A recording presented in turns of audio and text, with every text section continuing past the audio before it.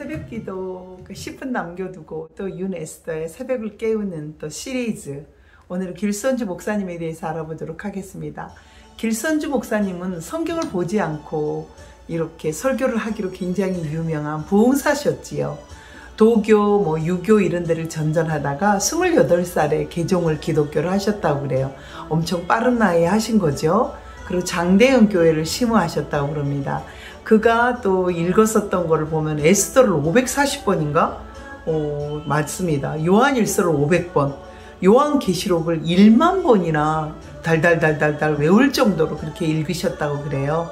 그래서 그것을 통해서 많은 사람들에게 이렇게 또 전해줄 수 있는 하나님의 말씀을 전할 수 있을 정도로, 그리고 또 새벽 기도를 문화적으로 토착을 시키는 분이고, 정오 기도, 장대현 교회 회개운동, 철야 기도, 기도의 사람이라고 불릴 정도로 길선주 목사님이 하신 일은 정말 많습니다. 제가 아는 것은 참 거기까지밖에 없어요. 왜냐하면 새벽 기도를 정착시켰다는 거, 그건 너무나 중요한 이야기인 것 같아요. 그런데 정오 기도도 또 이렇게 할 수 있을 만큼, 여러분도 꼭 시간을 정해서 새벽을 깨우듯이 또 정오 12시 땡 하면은, 아니면 10시에 또 가정 예배 이런 식으로 여러 가지 있잖아요. 잠자기 전에 가족끼리 식탁에서 모여서 하는 7시 또 그런 예배도 있죠. 정말 어떻게 보면 길선주 목사님이 장대현 교회에 있을 때 그 회개운동의 뜨거운 바람 때문에, 그 회개운동을 통해서 어쩌면 그 우리나라의 그 대각성운동, 그렇게 조나단 에드워드가 했었던 그 대각성운동이 우리나라에서는 장대현 교회 길선주 목사님부터 시작이 됐다기도 과언이 아닙니다.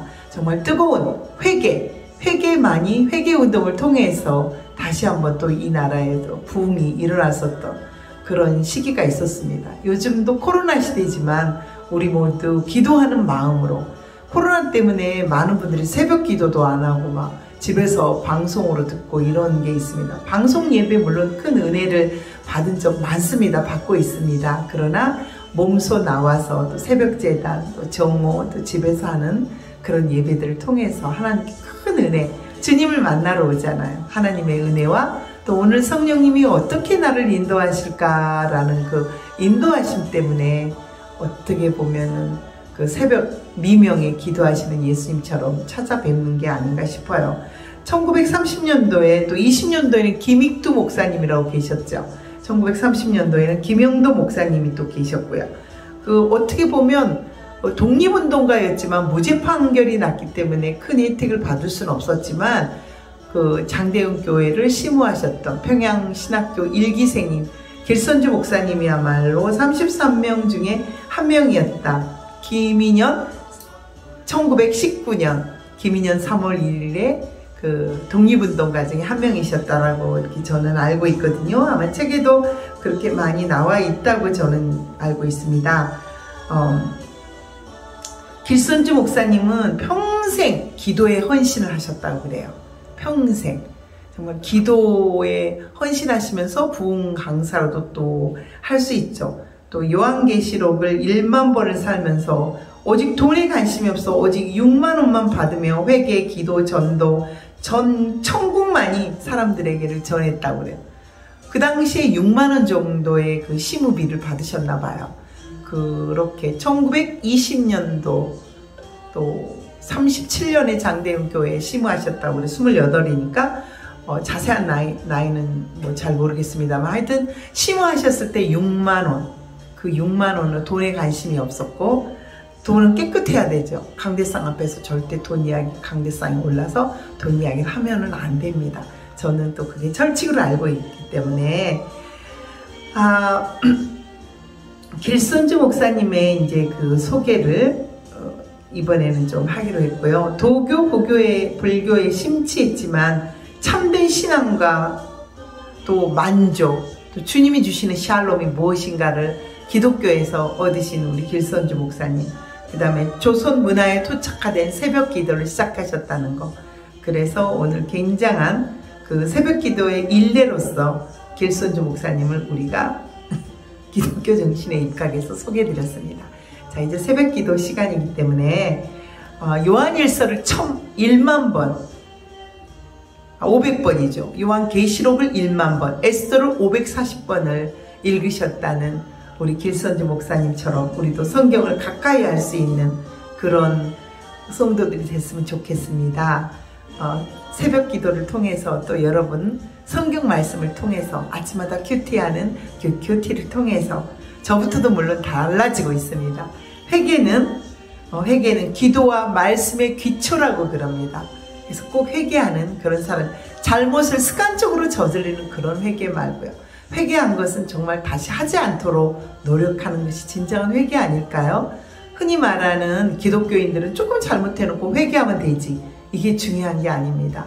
그런 잘못된 사고방식을 갖고 있는 분들도 자기가 잘못했다고 회개를 했으면 다시는 그 회개를 하지 않도록 노력을 하고 게으름 피지 않고 새벽에 나와서 주님 전에 회개하고 또 기도하고 말씀을 봉독하고 이런 그 체험적인 신앙만이 어떻게 보면 주님이 기뻐하시고 하나님의 큰 은혜를 내리시고 삼위일체이신 우리 성령님께서 우리에게 갈 길을 인도하신다고 그럽니다. 어제 엄마랑 전시장을 갔는데 어머니께서 너무 딴짓을 많이 했다라고 그래요. 그래서 그 말에도 회개를 합니다. 부모님이 보시는 길에는 어쩌면 그 믿음이라는 또 신앙 좋은 또 그런 것에만 얽매여서 사는 인생이지 않았나라는 생각이 들어요. 다시 잡은 이 손 그림 놓지 않고요. 그리고 또 열심히 인생을 살아가 보려고 합니다. 여러분도 오늘 하루 열심히 살아가세요. 1907년 평양 대부흥운동은 회개운동부터 시작했다는 거 우리가 너무나 잘 알고 있습니다.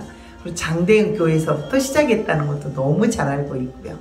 저 오늘의 아침에 큐티 이제 시작하기 전에 새벽기도 지금 시작하기 전에 새벽을 깨우러 여러분들에게 길선주 목사님에 대해서 알려드렸습니다.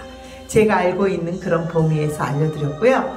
그 다음엔 또 알고 싶어하는 분들을 이제 찾아도 뵙고 또 아침 큐티 전에 조금씩 이렇게 살펴보도록 하려고 그래요. 저도 알 수 없었던 손양호 목사님 듣기만 해서 왔잖아요.